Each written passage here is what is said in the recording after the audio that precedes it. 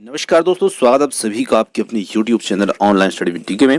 और आज फिर आपके लिए लेकर आए हैं हिंदी पेडागोजी के साथ साथ हिंदी का एक ऐसा प्रैक्टिस सेट जहां पर मिलेंगे आपको 30 प्रश्न। और ये प्रश्न आपके लिए आने वाली आपके सीटेट एग्जाम के साथ साथ अन्य टेट एग्जाम के लिए भी काफ़ी उपयोगी होंगे। तो आइए और स्टार्ट करते हैं। और सबसे फर्स्ट में यहाँ पर हम देखेंगे एक बहुत ही महत्वपूर्ण गद्यांश। और गद्यांश जो है वो बिल्कुल हमारे जो हिंदी पेडागोजी के क्वेश्चन होते हैं उन्हीं से रिलेटेड एक बहुत अच्छा पैसेज हमारे पास यहाँ पर उपलब्ध है। तो चलिए, यहाँ से आपको बहुत कुछ इस पैसेज से भी सीखने को मिलेगा और साथ ही साथ क्वेश्चन भी इसके हिंदी पेडागोजी के क्वेश्चन जैसे ही क्वेश्चन है। तो चलिए देखते हैं। तो स्टार्ट करते हैं से भाषा शिक्षण के प्रमुख उद्देश्यों में से एक उद्देश्य विद्यार्थी का भाषाई कौशल का विकास करना होता है। तो देखिए, हमारी जो भाषा शिक्षण के उद्देश्य होते हैं तो उन्हीं उद्देश्यों में से एक उद्देश्य यहाँ पर बताया है पैसेज में कि भाषाई कौशल का विकास करना होता है। भाषाई कौशल जो होते हैं कि 4 प्रमुख प्रकार निहित होते हैं। अब जिस प्रकार से हमारी हिंदी भाषा कौशल के 4 प्रमुख कौशल होते हैं, ठीक वैसे ही यहाँ पैसेज के अनुसार भी भाषा के 4 ही कौशल हैं। और वही कौशल हैं जो हमारी हिंदी भाषा के कौशल होते हैं, जिसमें श्रवण कौशल, भाषण कौशल, लेखन और वाचन कौशल, मतलब सुनना, पढ़ना, बोलना और लिखना, ये 4 जो हमारे कौशल होते हैं उसी प्रकार के कौशल है। भाषण कौशल से तात्पर्य उस कौशल से है जिसमें विद्यार्थी अपने भाषाओं, विचारों, मतों, तर्कों आदि को स्पष्टता के साथ में अभिव्यक्त किया जाता है, उसे हम भाषण कौशल कहते हैं। इसकी बात करते हैं वाचन कौशल की। वाचन कौशल में विद्यार्थी को पाठ्य पुस्तकों या अन्य सामग्री को अध्ययन करने के योग्य बनाया जाता है। साथ साथ विद्यालय में प्रवेश करने से पूर्व विद्यार्थी में सभी कौशल कुछ विकास इनका हो चुका होता है, लेकिन वाचन व लेखन कौशल के लिए उसे विद्यालय जाना पड़ता है। विद्यालय में भी उसे सर्वप्रथम वाचन कौशल के विकास की ओर अग्रसर किया जाता है। उसके पश्चात छात्र में लेखन कौशल का विकास पूर्ण रूप से किया जाता है और वस्तुतः भाषण शिक्षण का कार्य स्वाभाविक रूप से चलता है। विद्यालय में विद्यार्थी को लिपिबद्ध अक्षरों, शब्दों और वाक्यों का ज्ञान दिया जाता है जिन्हें वे ग्रहण करते हैं। भाषा के 2 रूप होते हैं, एक होता है मौखिक और दूसरा होता है लिखित। छात्रों में श्रवण कौशल व भाषण कौशल के विकास के लिए मौखिक कौशल भी बहुत ही महत्वपूर्ण होता है। वाचन कौशल व लेखन कौशल के लिए भाषा के लिखित रूप की जरूरत पड़ती है और बालक के लेखन कौशल में धीरे धीरे विकास होता है। प्राथमिक स्तर पर केवल अंकों की बनावट को ध्यान में रखकर अंकों को लिखने का प्रयास करता रहता है और उसके लेखन कौशल में सुधार होता चला जाता है। संभवतः वह लेखन कार्य में सफल हो जाता है। चलिए, बहुत ही अच्छा पैसेज था। अब इसी पैसेज के अनुसार हमें प्रश्नों के उत्तर देखना है। देखिए, भाषा शिक्षण का प्रमुख उद्देश्य होता है। तो हमने देखा कि भाषा शिक्षण के उद्देश्य तो बहुत होते हैं, पर यहाँ पर प्रमुख उद्देश्य की बात की गई है। और प्रमुख उद्देश्य का उत्तर हमें इस पैसेज में नहीं मिला है, पर हमें समझना है कि आखिर उद्देश्य क्या होता है, मुख्य उद्देश्य। तो देखिए, मुख्य उद्देश्य जो होता है विद्यार्थी का सर्वांगीण विकास करना होता है, कि विद्यार्थी सभी प्रकार के भाषाई कौशलों को विकसित कर सके, तो उसका सर्वांगीण विकास करना। ऑप्शन ए इसके लिए यहाँ पर उत्तर होगा। चलिए आगे बात करते हैं। भाषाई कौशल के प्रकार निम्न है: भाषण कौशल, प्रयोगात्मक कौशल, लेखन कौशल या डी है उपरोक्त में से केवल ए और सी। तो देखिए, 4 कौशल होते हैं, पर यहाँ पर विकल्प में 4 और नहीं दिए रखे हैं और एक प्रयोगात्मक कौशल यहाँ पर अतिरिक्त दे दिया है। तो हमारा उत्तर बनेगा ऑप्शन डी, जिसमें ए और सी दोनों आ जाएंगे, भाषण और लेखन कौशल। चलिए अगले क्वेश्चन की ओर बढ़ते हैं। कौशलों का कुछ विकास विद्यालय आने से पूर्व हो जाता है। तो पैसेज के अनुसार उत्तर दे रहे हैं हम यहाँ पर, विद्यालय आने से पूर्व हुआ। चलिए आगे बात करते हैं। वाचन कौशल द्वारा विद्यार्थी को अध्ययन में सफल बनाया जाता है या विकास की ओर अग्रसर किया जाता है या फिर सामग्री हेतु प्रेरित किया जाता है या डी है उपरोक्त सभी। तो देखिए, उसे अध्ययन में सफल बनाया जाता है वाचन कौशल के माध्यम से। आगे बढ़ते हैं अगले क्वेश्चन की ओर। प्राथमिक रूप से विद्यार्थी के किस कौशल को उभारा व विकसित किया जा सकता है? तो देखिए, वाचन कौशल जो है इसे हम विद्यार्थी को विकसित और उभारा जा सकता है ना। तो ऑप्शन बी यहाँ पर इसके लिए सही उत्तर होगा। चलिए अगला क्वेश्चन है। उपरोक्त गद्यांश में से विकास शब्द का विशेषण है। तो विकास शब्द का विशेषण क्या होगा? विकासवान, विकासमान, विकसित या फिर विकासमती। तो यहाँ पर उत्तर होगा विकसित, इसका विशेषण शब्द होगा।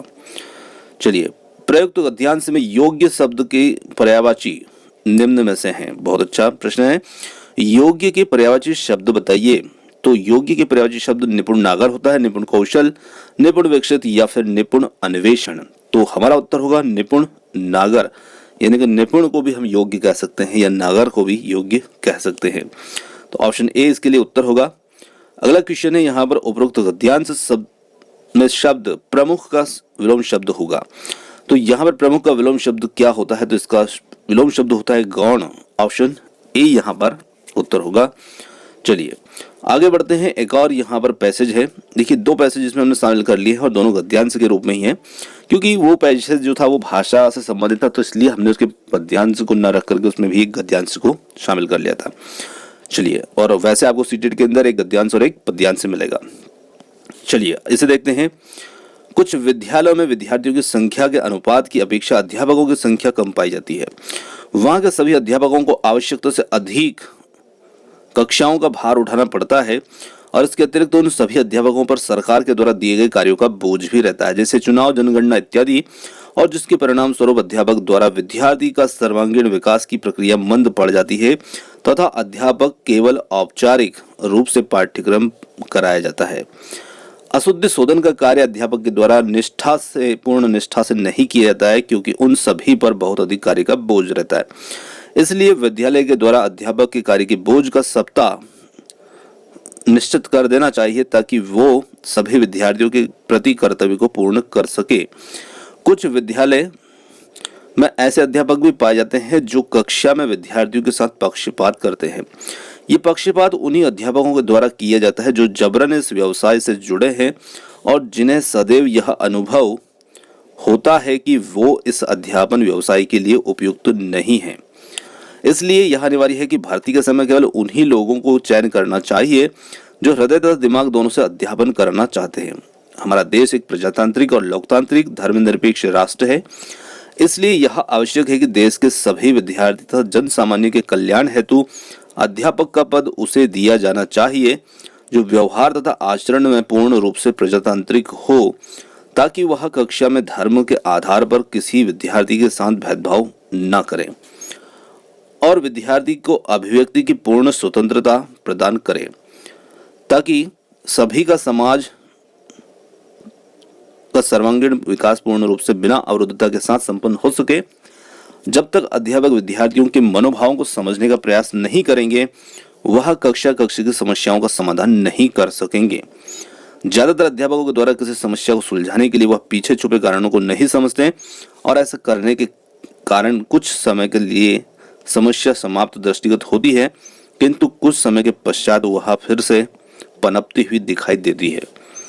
तो यहाँ पर पैसेज बहुत ही अच्छा था और बहुत कुछ इस पैसेज से हमें सीखने को भी मिलता है, क्योंकि हम भी यहाँ पर एक शिक्षक बनने की तैयारी कर रहे हैं। तो देखिए, पैसेज में बहुत सी कमियों को, शिक्षकों की कमियों को भी बताया गया है और अच्छे शिक्षकों के बारे में बताया जो दिल और दिमाग दोनों से शिक्षण कार्य करना चाहते हैं। तो ऐसे शिक्षकों का तो चयन होता भी है ना। ये बहुत अच्छी बात भी है, क्योंकि निश्चित रूप से जो दिल और दिमाग दोनों से शिक्षक होते हैं तो उनका चयन कभी रुकता भी नहीं है, उनका चयन होता भी है। चलिए अब यहाँ पर बात करते हैं इसके प्रश्नों की। उन अध्यापकों के द्वारा पक्षपात किया जाता है जिनमें अध्यापन कराने की भावना निहित ना हो। तो हमने देखा कि कुछ ऐसे शिक्षक होते हैं जो जबरन इस पैसे में आए हैं, इस व्यवसाय में आए हैं, वो पक्षपात करते हैं और ये हमने पैसेज में सीखा भी है। तो यहाँ पर उत्तर इसका ऑप्शन ए ही बन जाएगा, अध्यापन कराने की भावना ना निहित हो। चलिए अगले क्वेश्चन की ओर बढ़ते हैं। विद्यार्थियों तथा जनसाधारण के विकास के लिए अध्यापक को अपना व्यवहार स्वतंत्र रूप से रखना चाहिए या फिर अध्यापक को कठोर प्रकृति का होना चाहिए, अध्यापक को दुर्व्यवहार का होना चाहिए या अध्यापक को राजनीतिक होना चाहिए। तो निश्चित रूप से अध्यापक को अपना व्यवहार स्वतंत्र रूप से रखना चाहिए। ऑप्शन ए यहाँ पर करेक्ट आंसर होगा इसका। चलिए अगला क्वेश्चन है, उपरोक्त गद्यांश में स्वतंत्रता शब्द का विलोम शब्द होगा, तो इसका विलोम शब्द होगा परतंत्रता। चलिए बात करते हैं अगले प्रश्न की। अभिव्यक्ति के द्वारा किस कौशल का विकास विद्यार्थियों में कराया जाता है? तो हमने देखा ही था किसमें वाचन कौशल का विकास होता है विद्यार्थी में अभिव्यक्ति के द्वारा। Option B. बढ़ते हैं आगे। प्रयुक्त गद्यांश में शब्द का सप्ताह का विशेषण शब्द है, यानी कि सप्ताह का विशेषण शब्द क्या होगा, तो इसका हो जाता है साप्ताहिक। Option A. उपरोक्त गद्यांश में शब्द जैसा का तत्सम रूप होगा, या तत्सम शब्द है जो या यादृश या फिर डी है योग। तो यहां पर उत्तर होगा यादृश, क्योंकि यादृश का मतलब भी होता है जैसा का जैसा या जैसा। चलिए बढ़ते आगे। प्रयुक्त गद्यांश में उपयुक्त शब्द का पर्यायवाची शब्द है, तो यहां पर उपयुक्त का शब्द का पर्यायवाची शब्द बताना है।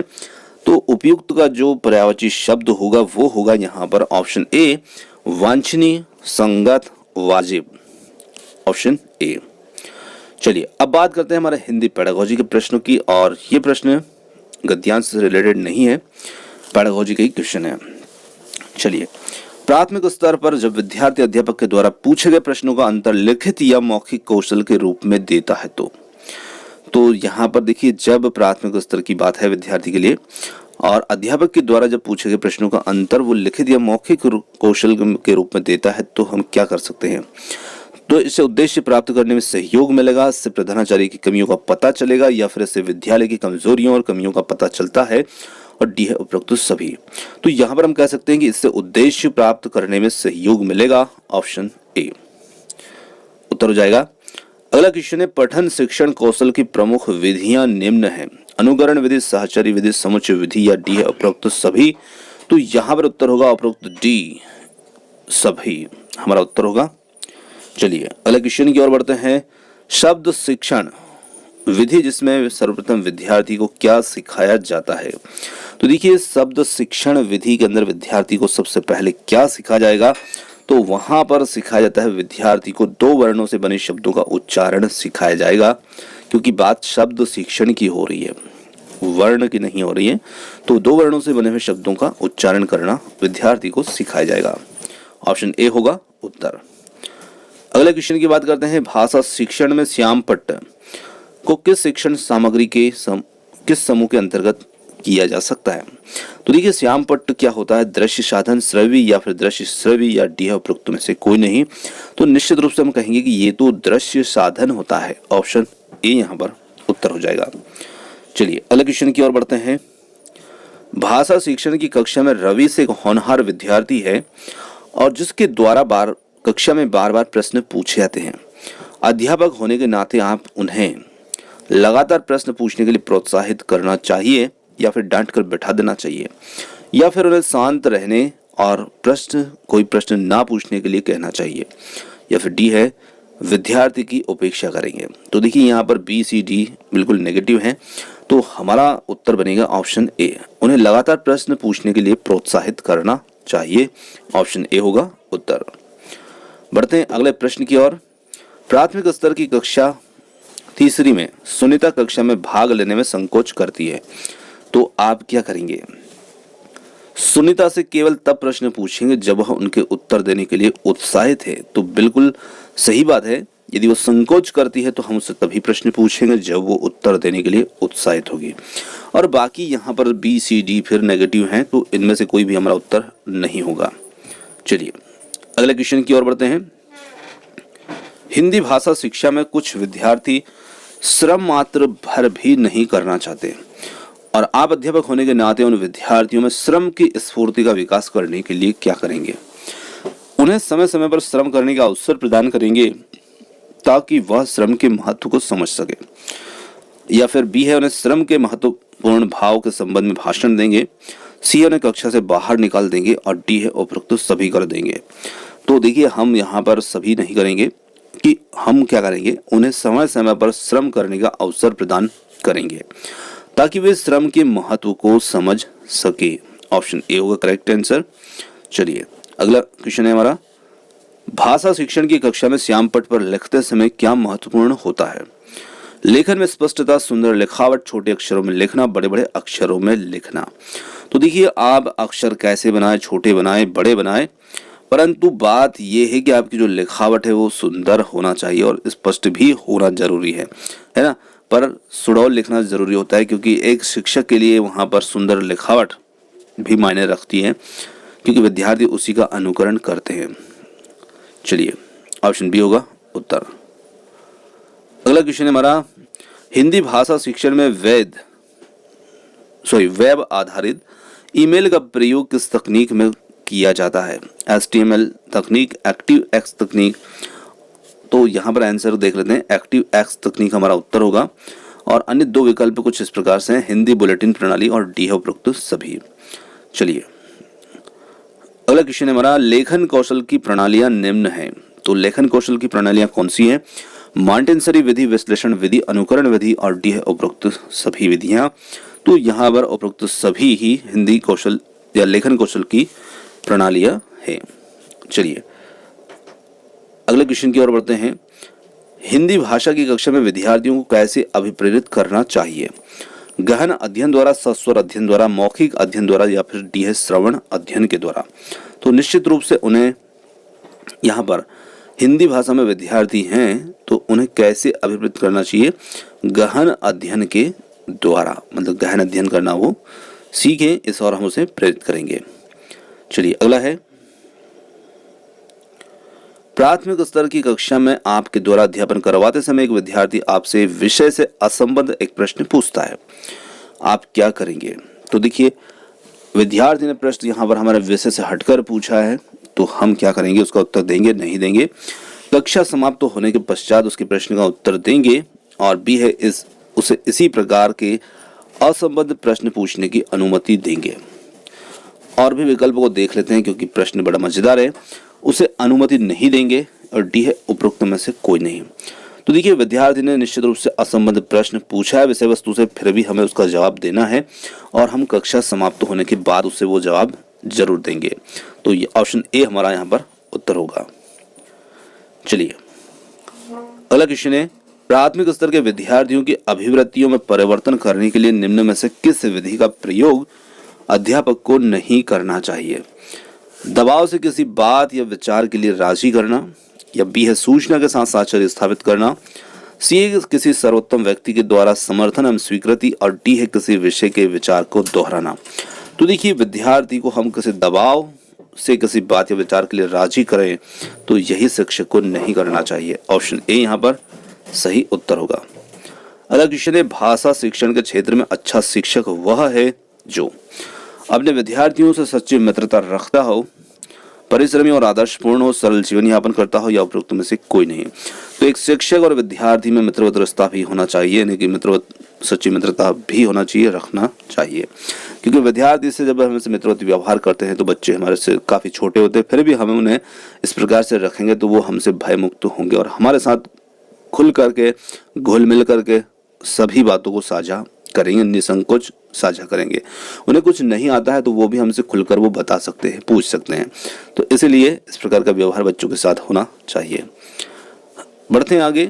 हिंदी भाषा शिक्षण में बाह्य अभिप्रेरणा में समावेशित किया जाता है परिणाम का ज्ञान, पुरस्कार, दंड या दोषारोपण। तो देखिए, भाषा शिक्षण में बाह्य प्रेरणा में समावेशित किया जाता है परिणाम का ज्ञान। ऑप्शन ए यहाँ पर उत्तर होगा। दोस्तों, ये थे आज के हमारे हिंदी से संबंधित 30 अति महत्वपूर्ण प्रश्न।